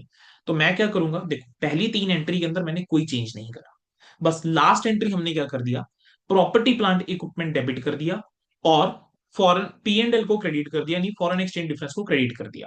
पहले मैंने फॉरेन एक्सचेंज डिफरेंस जो है रिकॉग्नाइज किया, statement of P&L, foreign exchange difference to foreign loan. Then मैंने क्या किया, PPE to foreign exchange difference. क्या सर हम ऐसा भी कर सकते थे, पीपीई टू फॉरेन लोन, बिल्कुल करने को आप कर सकते थे, कोई दिक्कत नहीं है। ठीक है, अच्छा सर, अगर ऑप्शन नंबर 46A हम अवेल कर रहे हैं, लेकिन हमने लास्ट पार्ट में वो कहता है कि अगर ये किसी और पर्पस के लिए यूज हो रहा है, डेप्रिशिएबल एसेट के लिए नहीं, तो उस केस में क्या होता है, सर हमने एक अकाउंट पढ़ा था, foreign currency monetary item translation difference account. तो बेटा आपकी एक एंट्री पास हो जाएगी, foreign currency monetary item translation difference account to P&L, that's it. बाकी आपकी 3 एंट्री देखो सेम रह रही है, लोन की सेम एंट्री, इंटरेस्ट की सेम एंट्री, पहले आपने एक्सचेंज डिफरेंस रिकॉग्नाइज किया, सेम एंट्री। बस आप इस एक्सचेंज डिफरेंस को ट्रांसफर किस में कर रहे हो, foreign currency monetary item translation difference account में। बेटा नेक्स्ट क्वेश्चन अगर आप देखेंगे, ठीक है, तो इसके अंदर क्या था, आपको एक्सप्लेन करना था ब्रीफली ट्रीटमेंट। ट्रेड रिसीवेबल के अंदर कह रहे हैं कि 5 लाख रुपए का अमाउंट जो है recorded at the prevailing rate. Such type of questions are many in extra questions, तो मैं इस टाइप का क्वेश्चन आपको एक्स्ट्रा में करवाता हूं, अभी डिस्कस करके चलेंगे। ये आप सेल्फ करना है एक आईसीआई का क्वेश्चन, ये भी आपका क्या है बेटा, एक इंपॉर्टेंट कैटेगरी में फॉल कर रहा है। अब मैं बात करके चलूं बेटा अकाउंटिंग स्टैंडर्ड लेवल के एक्स्ट्रा क्वेश्चंस। सो बेटा I will be taking up only those questions जो क्या है थोड़े से डिफरेंट आएंगे। क्वेश्चन नंबर 1 अगर आप देखेंगे, ये आपका एक में रेपिटेशन है, ठीक है। कह रहे हैं बताओ कि मॉनेटरी है नॉन मॉनेटरी है, share capital non monetary, trade payables monetary, cash balance monetary, property plant equipment non monetary. चलिए नेक्स्ट क्वेश्चन देख लो। कह रहे हैं ट्रेड पेबल्स के अंदर अमाउंट इंक्लूडेड है जो पेबल है जेबीबी को 10 लाख रुपए का, जो रिकॉर्ड करा था at the exchange rate on the date of transaction, जब डॉलर का रेट क्या था, 80 रुपए। कह रहे हैं आपने 10 लाख रुपए अपनी किताबों में रिकॉग्नाइज किया था जब 80 का रेट था। तो बेटा अगर तुम 10 लाख को 80 से डिवाइड करते हो तो तुम्हारे पास कितना आता है, 12,500 आ जाता है। तुम 10 लाख को बेटा आप डिवाइड करो 80 से, आपके पास जो आता है वो आता है 12,500, यानी $12,500 का जो ये रहा होगा ट्रेड पेबल रहा होगा। अब ये मॉनेटरी आइटम है, exchange rate balance sheet rate के ऊपर कितना था, 85 का। तो होना क्या चाहिए, बैलेंस शीट रेट के ऊपर ये 85 पे आना चाहिए, या मैं ऐसा बोलूं इस 80 और 85 का जो डिफरेंस है यानी 5 पर डॉलर, तो 12,500 इंटू 5 जो है वो मेरा क्या है, एक्सचेंज डिफरेंस है। अब क्योंकि यहां पर मुझे अमाउंट देना था तो this is a loss for me, तो होना क्या चाहिए, प्रॉफिट एंड लॉस बेटा डेबिट होना चाहिए, और ट्रेड पेबल्स का अमाउंट बढ़ा दूंगा, कितने से, 62,500 से और 62,500 से। एक्सचेंज डिफरेंस जो है वो पीएनएल में आप क्या कर देंगे, ट्रांसफर कर देंगे। अगला क्वेश्चन आप देखेंगे, तो this is a replica of the study mat question. $1 lakh, बस 3 मंथ्स का आपको फॉरवर्ड कॉन्ट्रैक्ट दे दिया 48 पॉइंट, तो सेम फिगर्स हैं रहते, ठीक है। अगला क्वेश्चन बेटा आप देख सकते हैं, अगला क्वेश्चन जो है ये सिमिलर क्वेश्चन है, ठीक है, स्टडी मैट जैसा but with the little twist. कह रहे हैं कुमार लिमिटेड ने क्या करा, $3 लाख दिए 31 दिसंबर 2020 को, कह रहे हैं जो कि पे होने 30 जून 2021 को, ठीक है। अब जरा ध्यान दो बेटा, आपने बोरविंग पढ़ते ही हमेशा लॉन्ग टर्म की तरफ नहीं चले जाना, जरा चेक तो करो क्या ये लॉन्ग टर्म है भी, नहीं सर ये लॉन्ग टर्म नहीं है। 31 दिसंबर 20 को तुम लोन ले रहे हो, 30 जून को वापसी कर दोगे, तो ये तो शॉर्ट टर्म के अंदर फॉल कर गया, तो एक्सेप्शन में फॉल नहीं करेगा, जल्दबाजी में एक्सेप्शन में मत ले जाना, ठीक है। फाइनेंशियल स्टेटमेंट 31 मार्च को प्रिपेयर करते हैं। बेटा जिस दिन आपने लोन लिया होगा उस दिन आप क्या करेंगे, सर उसने आपको बोला है कि कैलकुलेट करो बोरोइंग रिपोर्टिंग करेंसी के अंदर जिस पे रिकॉग्नाइज करनी है और जनरल एंट्रीज बताओ। अच्छा जिस दिन आप रिकॉग्नाइज करोगे क्या करोगे, सर 3 लाख को 44 इस रेट के ऊपर आप अपनी रिकॉग्नाइज करोगे, बैलेंस शीट रेट के ऊपर उसको 44.50 पे लेकर जाओगे। Being a foreign currency transaction, तो जो भी ये डिफरेंस है 0.50 पर डॉलर का, आप उसको रिकॉग्नाइज करके चलोगे, यानी 1.5 लाख रुपए का जो लॉस है यू विल रिकॉग्नाइज दैट। तो आप फॉरेन एक्सचेंज डिफरेंस यानी पीएनएल आप डेबिट करेंगे, और लोन को आप बढ़ा देंगे कितने से, 1.5 लाख रुपए से। अब जिस दिन आप पेमेंट करके चलेंगे 44.75 का रेट है, तो 0.25 पर dollar into 3 lakh, that is 75,000 से आप क्या करेंगे, फिर से ट्रांजेक्शन आपकी आने वाली है, तो व्हाट यू विल डू, आप फॉरेन करेंसी लोन को डेबिट करोगे, ठीक है। बैंक में कितना क्रेडिट करोगे, $3 लाख इंटू 44.75, और जो एक्सचेंज डिफरेंस है 75 का क्या हो जाएगा, डेबिट हो जाएगा, देख लीजिए। जिस दिन रिकॉग्नाइज करा बैंक टू फॉरेन लोन, फिर foreign exchange difference to foreign loan, फिर फॉरेन लोन अकाउंट डेबिट 133,50,000, 75,000 पे आपका ये आ गया, और बैंक में आपने कितना क्रेडिट कर दिया ये। अब दूसरा केस इसने बोला, कह रहे हैं अगर बोरविंग 28 फेब को ही पे कर देते और उस दिन रेट होता 44.20 का। अब 31 दिसंबर को अगर है और 28 फेब को पे करके चल रहे, 31 दिसंबर को तो इनिशियल रिकॉग्निशन तो सेम ही चलनी थी, बस 28 फेब को बेटा एंट्री क्या हो जाती, फॉरेन लोन डेबिट होता 1.32 से, और आपका यहाँ पे जो डिफरेंस था वो था 0.20 का, 0.20 इंटू 3 लाख हो गया 60,000, तो 60,000 का बेटा ये एक्सचेंज डिफरेंस आपका डेबिट हो जाएगा और बैंक क्रेडिट हो जाएगा। अगला क्वेश्चन देखेंगे, सिमिलर क्वेश्चन है, रॉ मटेरियल आपने परचेज करा है, कंपनी ने ट्रांजेक्शन इस रेट के ऊपर रिकॉर्ड करी, कह रहे हैं जिस दिन पेमेंट करनी है उस दिन का रेट गिवन है, 31 मार्च का रेट गिवन है, ठीक है। अब यहां पर उसने क्या बोल दिया कि कंपनी ने क्या करा, एंट्री पास कर दी 31 मार्च को, एडजस्ट करते हुए cost of raw material consumed for the difference between 47 and 43। हुआ क्या है सुन लीजिए, 5 जनवरी को जब तुमने ट्रांजेक्शन करी उस दिन 43 का रेट था, पेमेंट जिस दिन करनी है उस दिन 47 का रेट है, और बैलेंस शीट डेट पे 48 का रेट है। कंपनी ने क्या करा, 31 मार्च को 43 और 47, इन दोनों का जो डिफरेंस था उसको कॉस्ट ऑफ रॉ मटेरियल में एडजस्ट कर दिया। क्या सही करा है? नहीं सर, ये एक फॉरेन करेंसी ट्रांजेक्शन थी। मॉनेटरी आइटम जो है वो बैलेंस शीट डेट के ऊपर, क्लोजिंग रेट के ऊपर आनी चाहिए थी। तो आपके यहाँ पे जो ट्रेड पेबल्स हैं that should have come at 48, और जो आपका एक्सचेंज डिफरेंस था आप उसको एज लॉस रिकॉग्नाइज करके चलते। ठीक है, फिर जिस दिन आप पेमेंट करके चलते फिर उस दिन एक्सचेंज डिफरेंस को आप फिर से रिकॉग्नाइज करके चलते, but this time as gain. तो जो इन्होंने एडजस्टमेंट करी है कॉस्ट के अंदर दैट इज इनकरेक्ट। बस इसी चीज को बेटा आपने क्या करना था, यहाँ पे लिखना था। आप अगला क्वेश्चन देखेंगे, कोई क्वेश्चन उठा लीजिए बेटा, सिमिलर टाइप के क्वेश्चन आपको नजर आएंगे। $5 लाख आप बोरो कर रहे हो, रीपेमेंट की आपको डेट दे रखी है 31 मार्च का दे रखा है, कह रहे जनरल एंट्रीज पास को। तो this is something which you can practice at your own level as well. अब आ जाओ उस टाइप के क्वेश्चन के ऊपर बेटा जो आपके स्टडी मैट का आखिरी सवाल था, जो मैंने कहा था आप सेल्फ करेंगे। एबीसी लिमिटेड है, इंडियन कंपनी है, उसने एक लॉन्ग टर्म लोन लिया। कितने का लोन लिया बेटा? 30 लाख रुपए का। जब लोन लिया था तब 60 रुपए रेट था। तो 30 लाख का लोन लिया था, और जब लोन लिया था तुम कह रहे हो 60 का रेट था। 30 लाख रुपए आपकी बुक्स के अंदर है, 60 से डिवाइड करूं तो मैंने कितने का लोन लिया होगा? यानी हमने $50,000 का जो है बेटा लोन लिया होगा। Exchange rate balance sheet rate के ऊपर है 62 का। तो बेटा अब इन दोनों का जो डिफरेंस है यानी 60 और 62 का, दैट इज $2 इंटू 50,000, ये लाख रुपए का जो एक्सचेंज डिफरेंस है, बीइंग अ मॉनेटरी आइटम मुझे इसको लेके जाना पड़ेगा। ठीक है। अब ये जो लॉन्ग, ये क्या था? ये आपका लॉन्ग टर्म लोन था। ये आपका क्या था? लॉन्ग टर्म लोन था। कहीं पर लिखा है कि ये लॉन्ग टर्म लोन जो आपने लिया है ये आपका डेप्रिशिएबल एसेट के लिए? आंसर है नो, कहीं नहीं लिखा। तो सर देखो यहाँ पे अब दो ट्रीटमेंट हो सकते हैं। पहला, आप इस एक्सचेंज डिफरेंस को P&L में रिकॉग्नाइज कीजिए। दूसरा ट्रीटमेंट, आप इसको foreign currency monetary item translation difference form में ट्रांसफर कीजिए। ठीक है। अगला आ जाइए, ट्रेड रिसीवेबल के अंदर कह रहे हैं 10 लाख रुपए का अमाउंट है जो हमने रिकॉर्ड करा हुआ है 59 पे, और exchange rate balance sheet rate पर था 62 का। तो यहां पर भी सेम काम, 10 लाख को पहले आप 59 से डिवाइड कीजिए। 10 लाख को 59 से डिवाइड करोगे आपके पास आ रहा है $6949.15 आ रहा है। ठीक है। अब बैलेंस शीट डेट पे रेट क्या है? 62 का।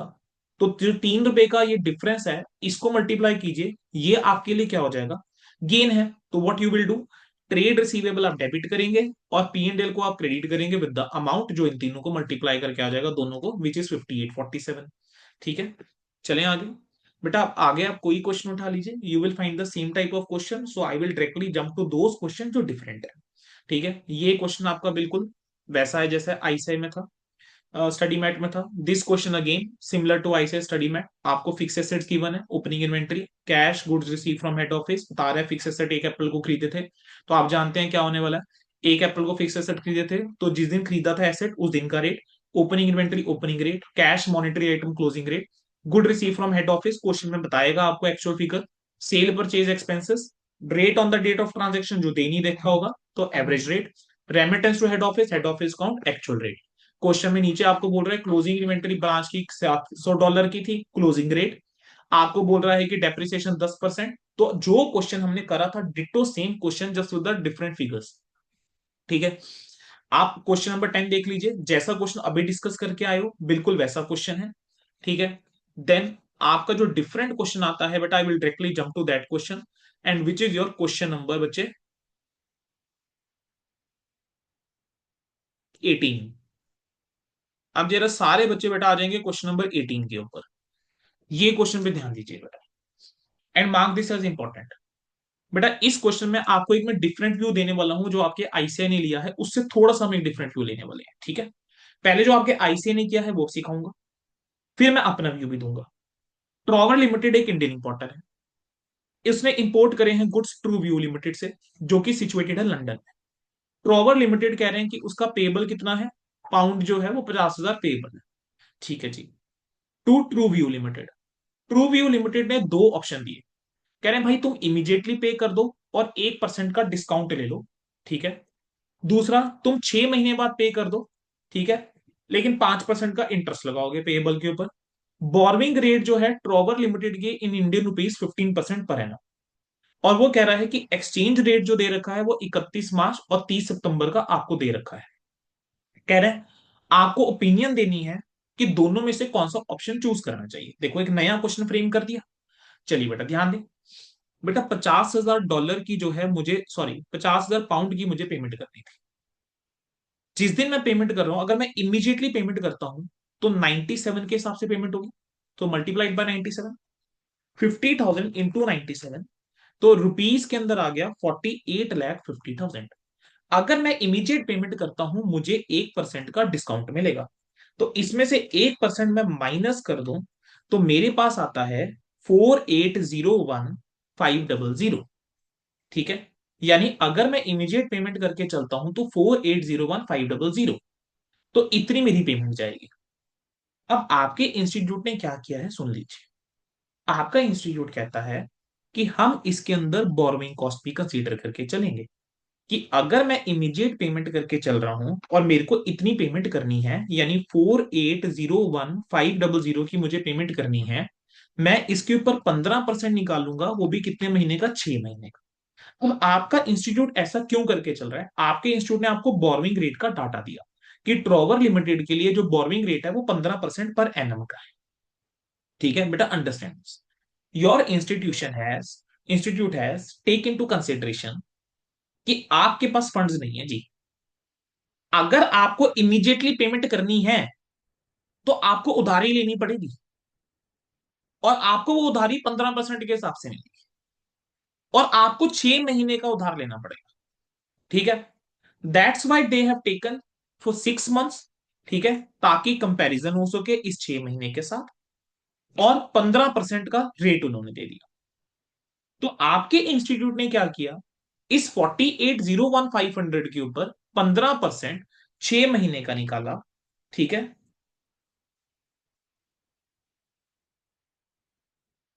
विच कम्स आउट टू बी 360,112। आपका अगर इमीडिएट पेमेंट करते हो, कहते हैं इतना पैसा चाहिए।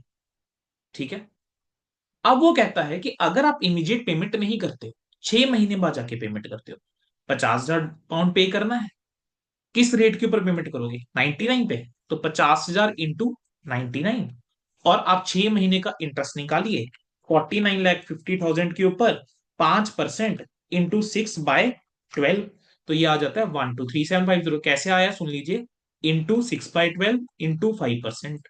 ठीक है, तो ये आ गया। कहते हैं देखो, अगर मैं इमीडिएट चलता हूं तो इतना अमाउंट देना है, अगर मैं 6 महीने में पेमेंट करता हूं इतना देना है। बेनिफिशियल क्या लग रहा है सर, लोअर वाला ऑफ कोर्स, कम अमाउंट जाएगा, तो क्या ऑप्शन चूज करोगे, ऑप्शन 2 चूज करोगे। चलिए, अब आपका इंस्टीट्यूट ने तो बेटा ये जम्पशन ली कि आपके पास फंड्स नहीं है। अगर मैं कहता हूं यार मेरे पास फंड्स अवेलेबल है, तो क्या मैं बोरविंग करूंगा, मैं बोरविंग नहीं करूंगा। तो यहां पर मैं एक व्यू और दे के आ सकता हूं, मैं कह रहा हूं कि if I am assuming that मेरे पास सफिशिएंट फंड्स अवेलेबल है, that I don't need to borrow money from the Indian market, यानी मुझे 15% पे लोन लेने की जरूरत ही नहीं है, मैं पेमेंट कर सकता हूं।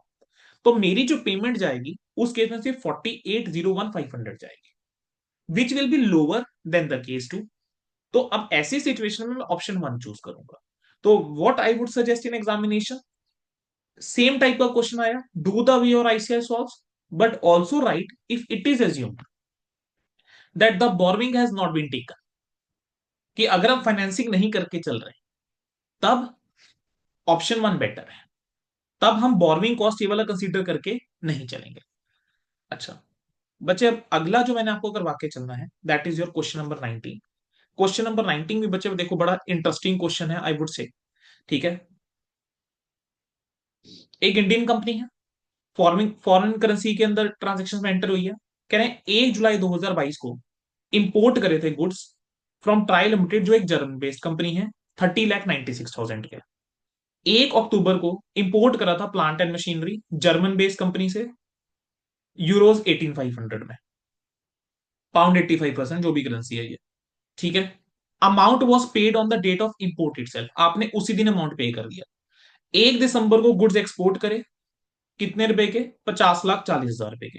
कह रहे हैं जितनी भी ट्रांजेक्शन है वो आपने किताबों में रिकॉर्ड करी प्रीवेलिंग रेट के ऊपर on the date of transaction. Payment जो ड्यू है from Cream limited and payment due to Tri limited is outstanding.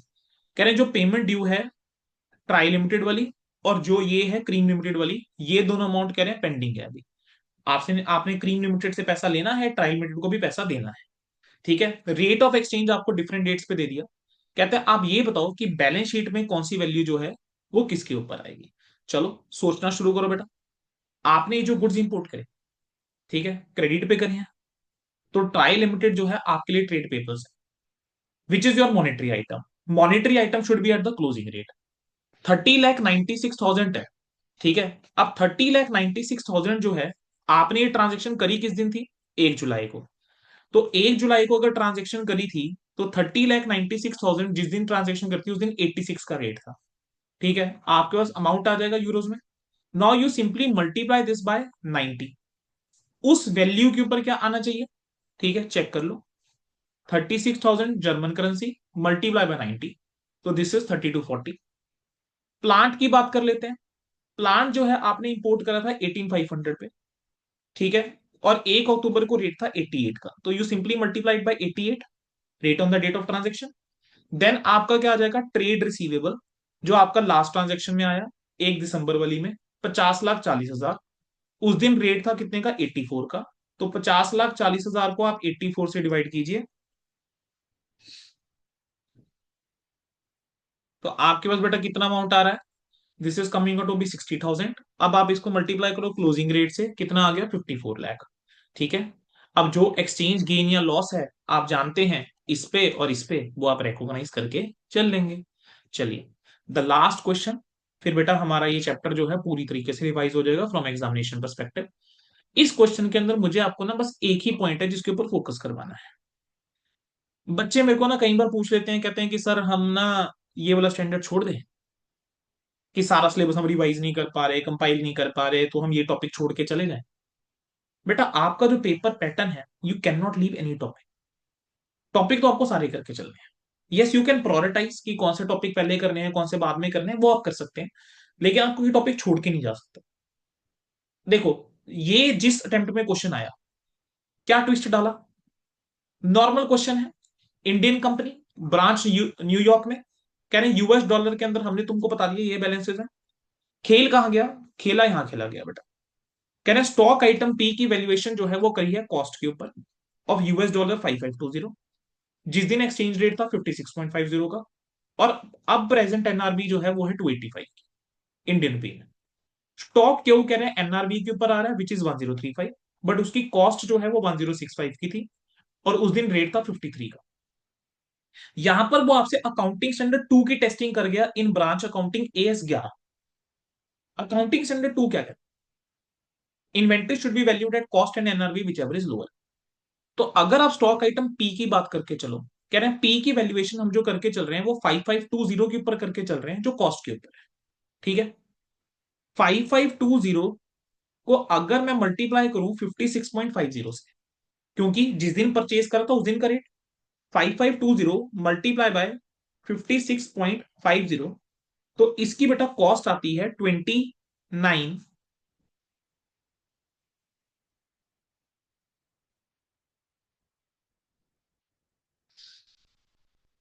इसकी सॉरी कॉस्ट आती है बेटा 311880, और इसकी एनआरवी है 285। तुम मुझे बताओ किस वैल्यू पे आना चाहिए? सर 285 पे। वाई? कॉस्ट और एनआरवी एवरेज लोअर, तो मुझे किस पे लेके चलना चाहिए इसको? 285 पे। चलो दूसरी आइटम देखते हैं। क्यू जो है वो 1035 पे था, एनआरबी पे बोला हुआ है उसने। एनआरबी है तो अगर मैं इसको क्लोजिंग से मल्टीप्लाई कर दूं, क्योंकि क्लोजिंग रेट एनआरबी तो क्लोजिंग पे ही निकाला होगा, तो उस दिन रेट था 58 का। ये आपकी एनआरबी। तो 1035 मल्टीप्लाई बाय 58, ये आता है बेटा 60,030 रुपए। लेकिन जिस दिन तुमने खरीदा था उस दिन रेट था 53 का। 1035 को तुम 53 से मल्टीप्लाई करो, this comes out to be 54855। मुझे बताओ कॉस्ट लोअर है या NRB? Sir cost is lower, किस पे आना चाहिए? ठीक है, सॉरी बच्चे सॉरी। कॉस्ट कितनी थी? 1065, तो टेक इट 1065। 1065 इंटू 53, 1065 इंटू 53 कितना आता है बेटा? 56445। कॉस्ट है 56445, जबकि एनआरबी जो है वो 1035 थी, तो हमने कन्वर्ट करा, वो आया 60030। अब यहां पर ये गलती मत कर देना तुम लोग, 1035 और 1065 को कंपेयर करो। आपने इंडियन रुपी में कन्वर्ट करना है, फिर क्लियर करना है। कॉस्ट थी 1065, मल्टीप्लाइड बाय द कॉस्ट, जो रेट था उस दिन का, 1035 multiplied by closing rate. Lower कौन सा आ रहा है? 56445। चेक कर लीजिए, 56445। ठीक है, अब पॉइंट तो छोटा सा था, लेकिन होता क्या है जब पेपर में आपके सामने बेटा ऐसा सवाल आ जाता है, ठीक है, तो एकदम से कई बार हम क्या होते हैं उसको कनेक्ट नहीं कर पाते, बोल देंगे हमारे सर ने तो कराया नहीं। बेटा करा सब कंसेप्ट होता है, बस जब वो मिक्स होके आता है you have to read the question carefully. छोटा सा पॉइंट था, AS2 का टेस्ट कर गया AS11 में। ठीक है, दैट्स इट। बेटा आपका यहाँ पर AS11 जो है वो पूरे तरीके से खत्म हो जाता है comprehensively, I think within 1 hour, 1 hour 10-15 minutes की आई थिंक कुछ ये वीडियो होगी।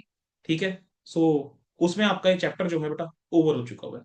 For so similar such videos just comment on the कर दीजिए कि आपको और कौन से टॉपिक प्रायोरिटी पे चाहिए, बेटा वो पहले हम रिकॉर्ड कर देंगे। और आपके लिए बेटा जो सपोर्ट है, जो आपको फाइल्स चाहिए अगर किसी बच्चे को, तो that are available on our Telegram channel. Thank you so much बच्चों। और डिटेल्स आप डिस्क्रिप्शन देख लीजिएगा, टेलीग्राम चैनल का लिंक भी मिल जाएगा आपको, मेरा फोन नंबर भी मिल जाएगा बेटा, आपके कोई डाउट्स आ रहे हो और आप कोई चैप्टर करना चाहते हैं प्रायोरिटी पे, तो मुझे कमेंट सेक्शन में लिख दीजिएगा, वो चैप्टर हम पहले करवा देंगे। ऑल द वेरी बेस्ट बच्चों फॉर योर एग्जामिनेशन।